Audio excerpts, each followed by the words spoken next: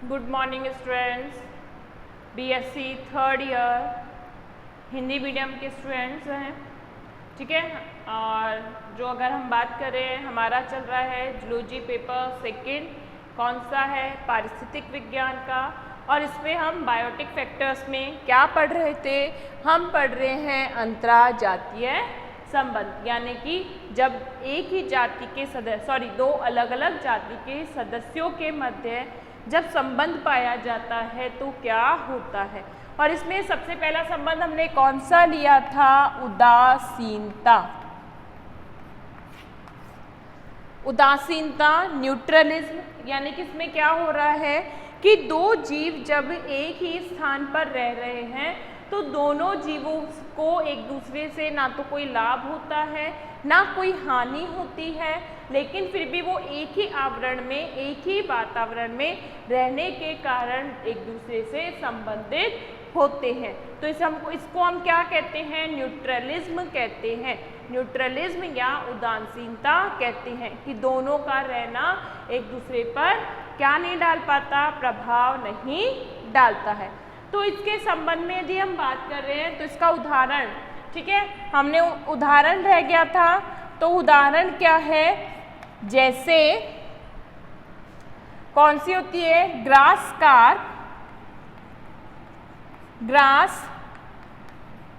Carp मछली, grass carp मछली व कतला मछली में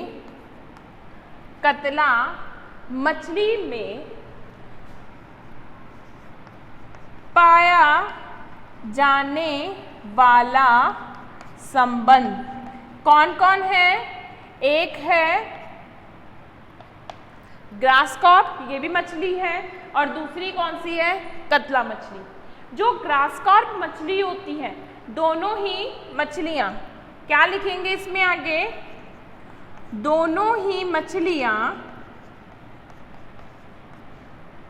स्वच्छ जलीय आवास में, दोनों ही मछलियां स्वच्छ जलीय आवास में पाई जाती हैं।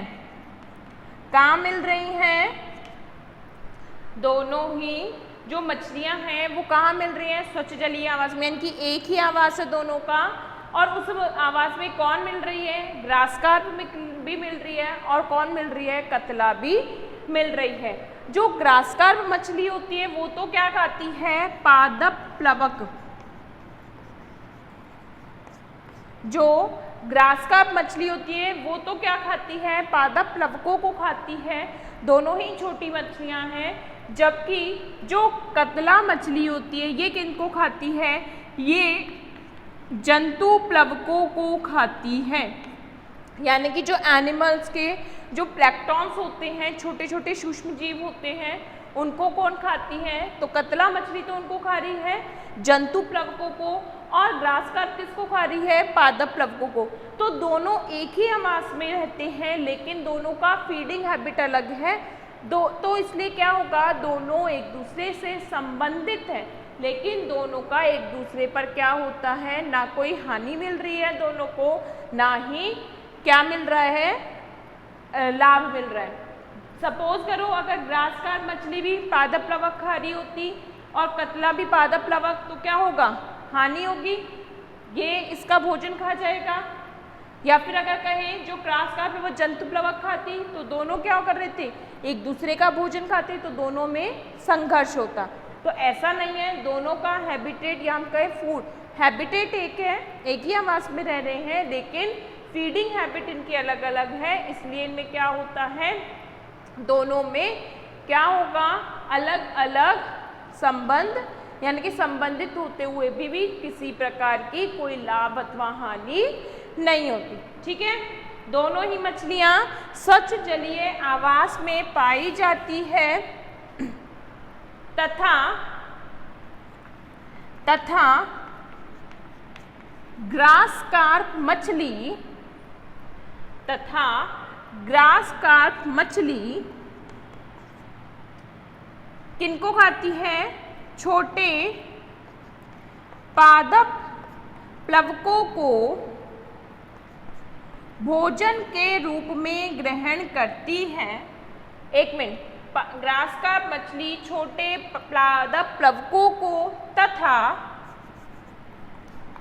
तथा कतला मछली जंतु प्लवकों को भोजन के रूप में ग्रहण करती है। भोजन के रूप में ग्रहण करती है। अतः एक ही आवास में पाए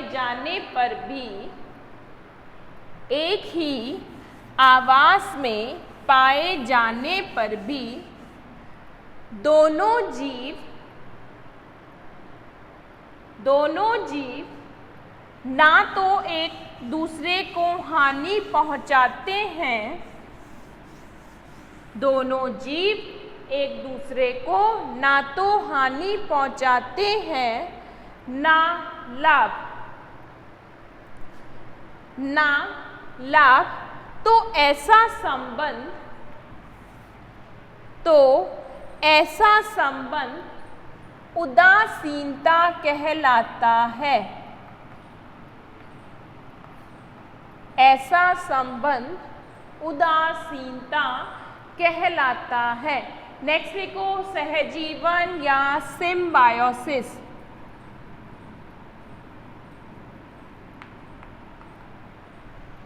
सहजीवन या सिम्बायोसिस।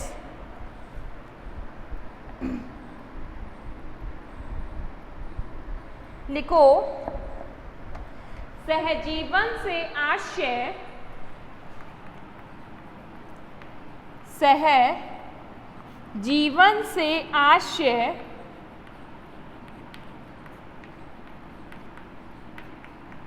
साथ साथ रहना है।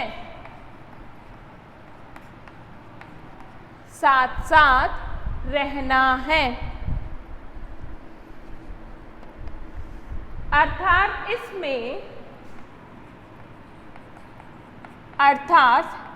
इसमें जंतु एक दूसरे के साथ रहकर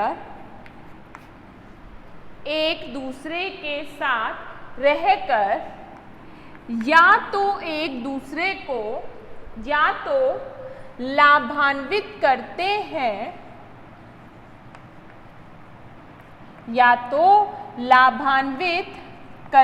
हैं या हानि पहुंचाते हैं। या तो लाभान्वित करते हैं या हानि पहुंचाते हैं। तो ऐसा संबंध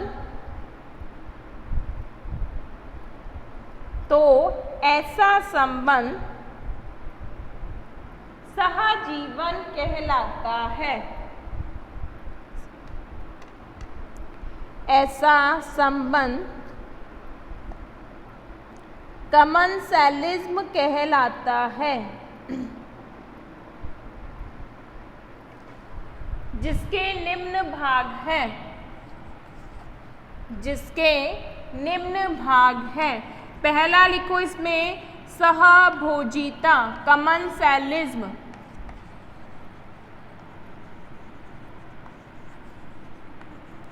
सहभोजिता या कमनसैलिज्म।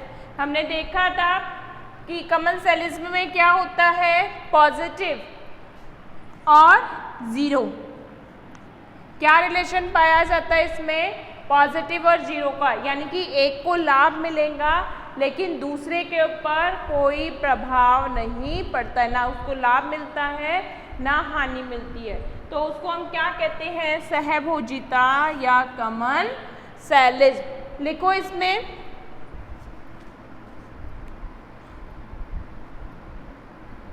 इस प्रकार के अंतःजातीय संबंध में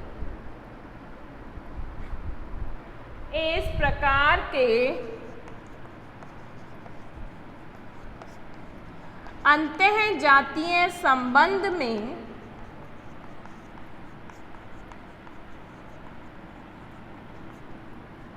जब जीव एक दूसरे से संबंधित होते हैं, एक दूसरे से संबंधित होते हैं,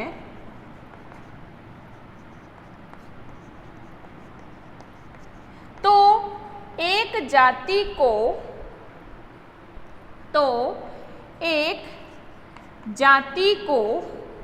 लाभ पहुंचता है, परंतु इस जीव से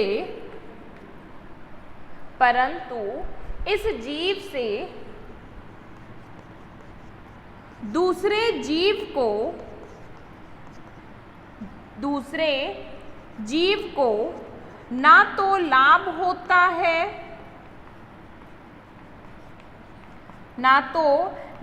होता है, ना ही हानि। ना तो लाभ होता है, ना ही हानि।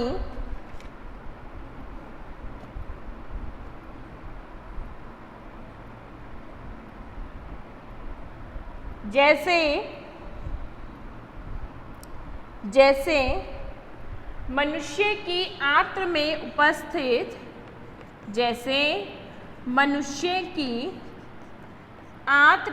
उपस्थित ई कोलाई, ठीक है, सहजीवी बैक्टीरिया मिलता है। क्या मिलता है? एस्चेरिया ई कोलाई मनुष्य की आंत में पाया जाता है। ये मनुष्य के जो भोजन के यानी कि जो आंत है पोषक तत्वों को प्राप्त करता है, लेकिन इसको तो पोषक तत्व मिल रहे हैं, ई कोलाई को तो क्या मिल रहा है?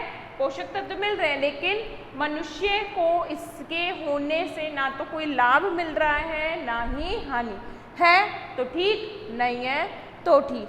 तो कैसा संबंध हो गया? इसको हम कहते हैं सहभोजिता। अब इसी तरीके का संबंध किसमें पाया जाता है? मेंढक में और ओपेलाइना में। मेंढक जैसे मनुष्य की आंत में क्या पाया जाता है? E coli. इसी तरीके से मेंढक की आंत में क्या मिलता है? ओपेलाइना, जो कि क्या है? एक प्रोटोजोआ जीव। ओपेलाइना क्या है? एक प्रोटोजोआ जीव है। तो सेकंड एग्जांपल कैसे लिख सकते हैं? जैसे मेंढक की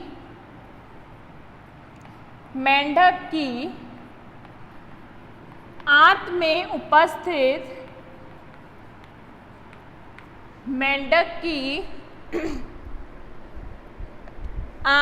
उपस्थित सहभोजी प्रोटोजोआ ओपेलाइना।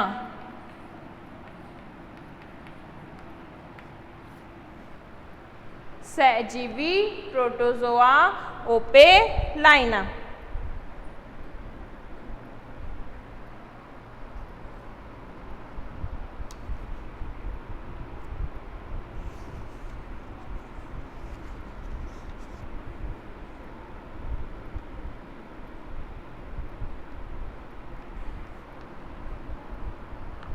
ठीक है, तो इसी तरीके से बहुत सारे ऐसे जीव हैं जिनमें क्या पाया जाता है? सहभोजिता पाई जाती है।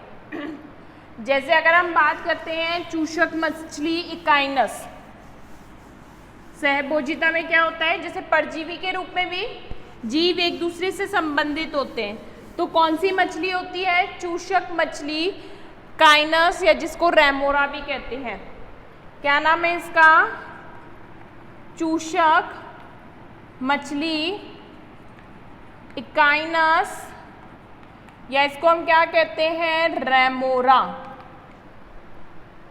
ठीक है, अकाइनस या रेमोरा। और क्या नाम है इसका? सकर फिश भी कहते हैं इसको। चूषक यानी कि सकर फिश।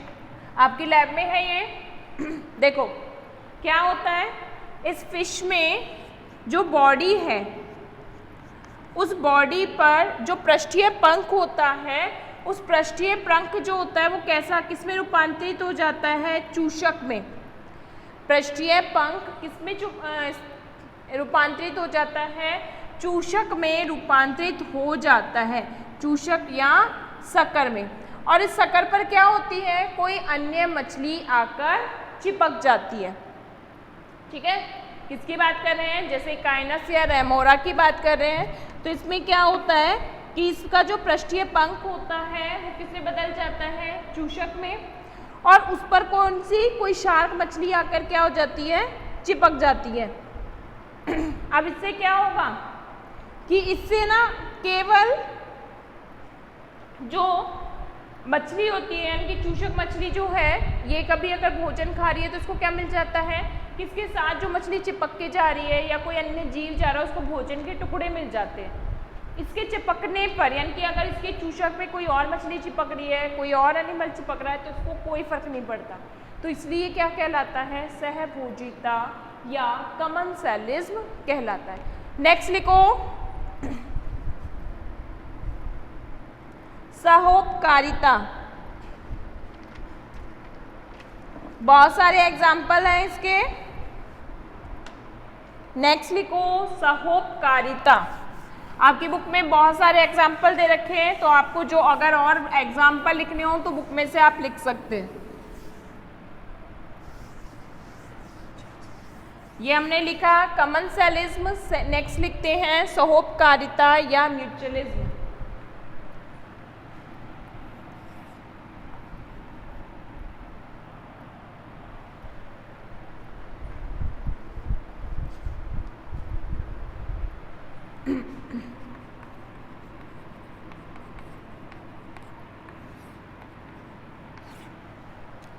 सहोपकारिता या इसको हम क्या कहते हैं, म्यूचुअलिज्म।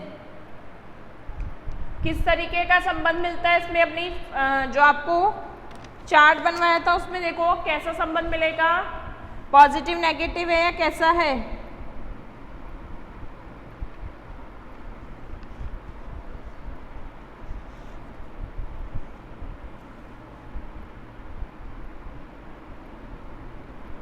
लिखो,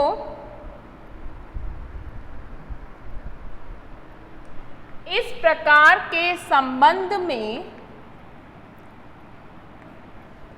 इस प्रकार के संबंध में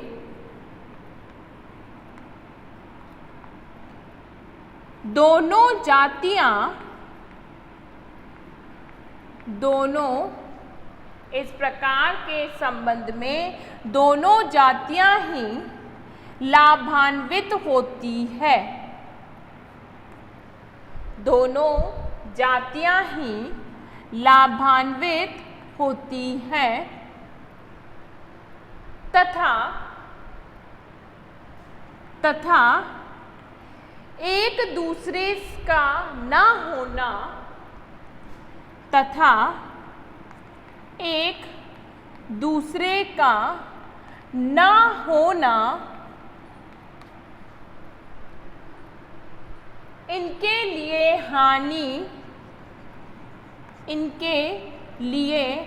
हानि होता है। इस प्रकार के संबंध में दोनों जातियां एक दूसरे से लाभान्वित होती हैं, लेकिन यदि दोनों में से कोई सी भी एक जाति नहीं है तो दोनों को क्या होगी, हानि होती है।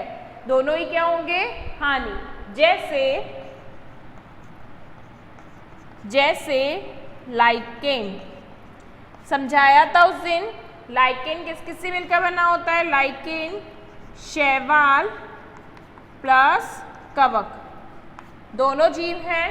शैवाल जो होता है वो कवक जीव को क्या देता है, भोजन देता है। कवक क्या देता है, इसको आवाज देता है। अगर शैवाल नहीं होगा तो कवक अपना अस्तित्व नहीं रखेगा, और यदि क्या नहीं होगा, कवक नहीं होगा तो शैवाल का कोई अस्तित्व नहीं होगा। तो इस तरह का उदाहरण क्या होता है, लाइकेन।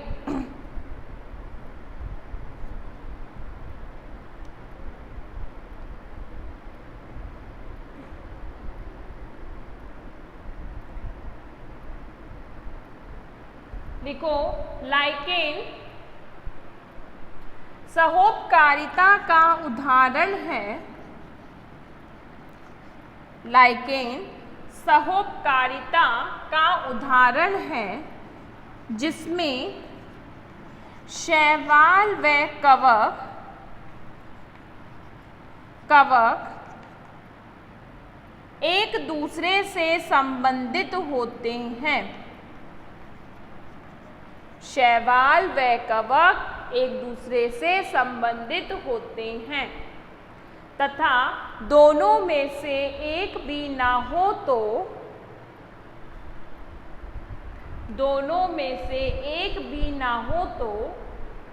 दोनों को ही हानि होती है।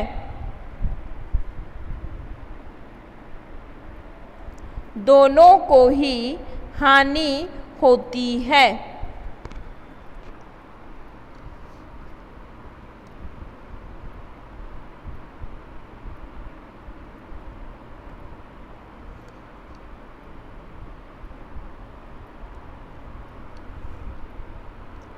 नेक्स्ट एग्जाम्पल लिखो।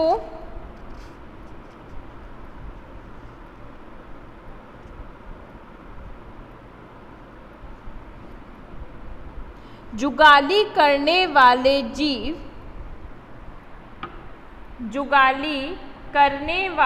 जीव जैसे गाय, भैंस, हिरण।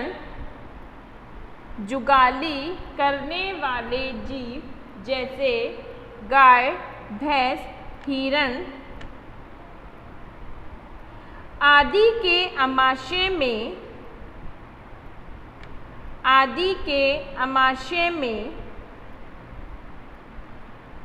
रूमेन भाग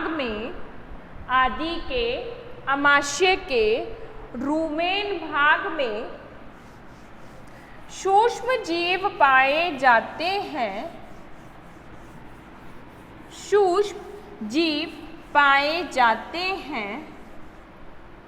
जो कि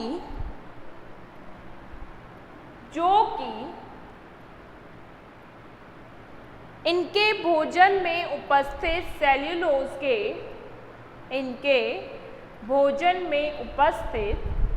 सेल्यूलोज के पाचन के लिए आवश्यक होते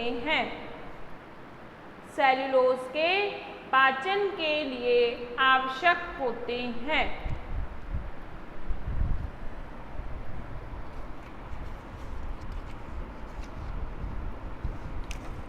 नेक्स्ट लिखो। प्रोटोकॉर्पोरेशन। थर्ड लिखो प्रोटोकॉर्पोरेशन,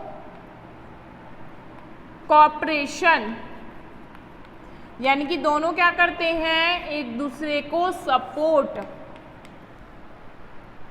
ठीक है, दोनों एक दूसरे को सपोर्ट करना। जैसे अगर हम स्टडी कर रहे हैं तो स्टडी में जब हम एक दूसरे को सपोर्ट करें, भी नोट्स का एक्सचेंज कर रहे हैं तो हम क्या कर रहे हैं, एक दूसरे को सपोर्ट कर रहे हैं कि आप भी पढ़ो मैं भी पढ़ता हूँ। तो ये क्या कहलाता है, प्रोटोकॉर्पोरेशन। लिखो इसमें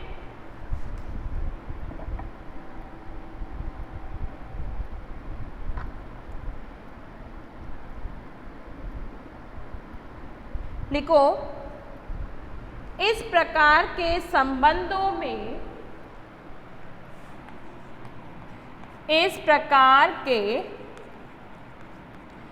सहजीवी संबंध में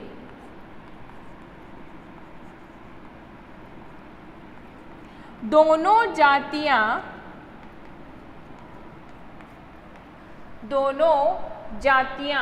लाभान्वित होती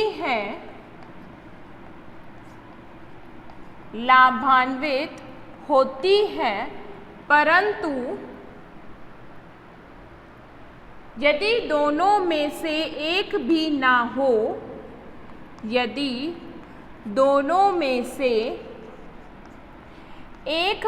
ना हो तो किसी भी सदस्य पर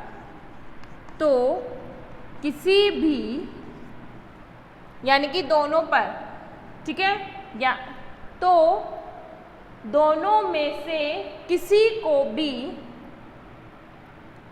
प्रभाव नहीं पड़ता है। दोनों में से किसी पर भी प्रभाव नहीं पड़ता है। ऐसा संबंध दोनों में से किसी पर भी प्रभाव नहीं पड़ता है।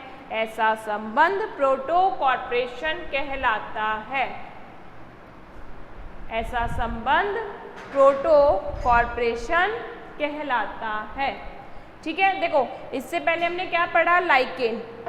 लाइकेन में क्या मिल रहा है, म्यूचुअलिज्म है, यानी कि दोनों में क्या होगा, शैवाल भी होना चाहिए, कवक भी होना चाहिए। और यदि दोनों में से कोई सा एक भी नहीं है तो क्या होगा, उनको हानि होती है। अगर शैवाल नहीं होगा तो कवक को भोजन नहीं मिलेगा, कवक नहीं होगा तो जल और पदार्थों का अवशोषण कैसे करेगा। तो दोनों को ज़रूरी है। प्रोटोकॉर्पोरेशन में क्या होता है, जैसे अगर हम बात करें, मैंने आपको अभी एग्जाम्पल दिया नोट्स का, कि स्टडी करने के लिए हम क्या करते हैं, एक दूसरे के नोट्स एक्सचेंज करते हैं। ठीक है, एक्सचेंज करेंगे तो एक दूसरे से, भाई किसी सब्जेक्ट के नोट्स आपके फ्रेंड ने बनाए, किसी सब्जेक्ट के नोट्स आपने बनाए, आप दोनों ने अपने अपने नोट्स एक्सचेंज किए, तो क्या होगा, दोनों को बेनिफिट मिल रहा है कि आपने एक ही सब्जेक्ट के नोट्स एक दूसरे, भाई एक आपके नोट्स क्या हो रहे हैं, कंप्लीट हो रहे हैं। लेकिन यदि आप नोट्स एक्सचेंज नहीं भी करते हो तो कोई नुकसान हो रहा है, कोई नुकसान नहीं है। आप अपनी पढ़ाई करेंगे, वो अपनी पढ़ाई करेगा। तो इस तरीके का संबंध क्या कहलाता है, प्रोटोकॉर्पोरेशन कहलाता है। अगर संबंधित है अच्छी बात है, नहीं हो रहा है यानी कि लाभ तो मिलेगा, दोनों संबंधित होंगे तो लाभ मिलेगा। लेकिन यदि संबंधित नहीं है तो उनमें कोई हानि नहीं होती। इसको हम क्या कहते हैं, प्रोटोकॉर्पोरेशन। एग्जाम्पल लिखो इसमें,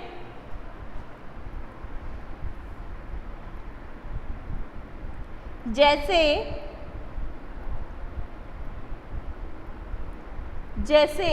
क्लीनर मछली,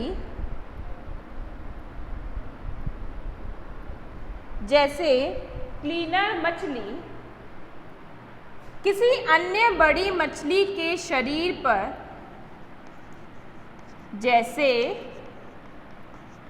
क्लीनर मछली किसी अन्य बड़ी मछली के शरीर पर पाई जाती है। किसी अन्य बड़ी मछली के शरीर पर पाई जाती है तथा यह मछली कौन सी, क्लीनर, बड़ी मछली के शरीर पर लगे हुए, यह मछली यानी कि यह क्लीनर मछली बड़ी मछली के शरीर पर लगे हुए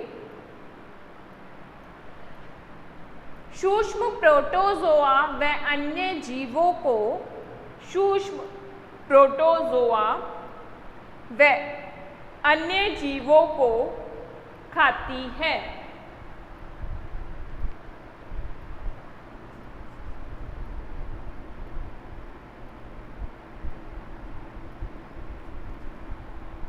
जिससे बड़ी मछली की सफाई हो जाती है, जिससे बड़ी मछली की सफाई हो जाती है तथा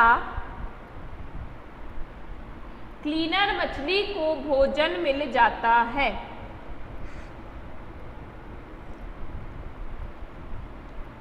क्लीनर मछली को भोजन मिल जाता है।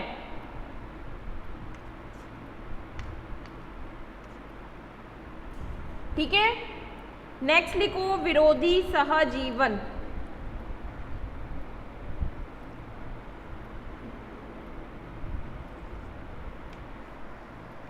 नेक्स्ट क्या है हमारा, विरोधी सहजीवन। यानी कि इसमें तो क्या हो रहा था कि सभी जातियां एक दूसरे को लाभ दे रही थी। अब क्या होगा, सहजीवन मिलेगा, लेकिन क्या होगा, एक दूसरे को हानि पहुंचाते हैं। तो उसको क्या बोलते हैं, सहजीवन तो मिल रहा है यानी कि दोनों एक दूसरे के साथ हैं, लेकिन क्या होगा, एक दूसरे को हानि पहुंचाएंगे। तो उसको हम क्या कहते हैं, विरोधी सहजीवन। नेक्स्ट हेडिंग क्या है हमारी, विरोधी सहजीवन, और इसके बारे में हम हमारी नेक्स्ट वीडियो में पढ़ेंगे। Thank you students.